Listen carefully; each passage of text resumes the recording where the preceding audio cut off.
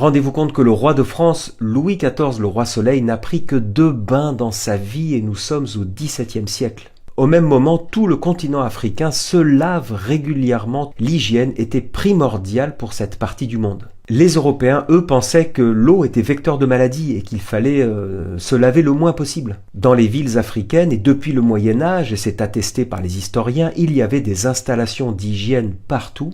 Il y avait des bains publics, des latrines, une véritable culture de la propreté corporelle. Louis XIV, de son côté, dégageait une puanteur insupportable, il avait une haleine fétide, et dans le palais de Versailles, il n'y avait tout simplement pas de toilette. Le roi et toute sa cour se soulageaient derrière des rideaux ou dans des couloirs peu empruntés. Depuis des siècles et dans la plupart des continents, on se lave les mains et le visage tous les jours. Mais en France, par exemple, il a fallu attendre les travaux de Louis Pasteur en 1860 qu'il y a des microbes invisibles et qui transmettent les maladies. Et donc enfin, on a accepté scientifiquement qu'il faut se laver les mains et le corps au moins tous les jours. Et il a même fallu attendre le début du XXe siècle pour que le savon entre finalement dans tous les foyers en Europe.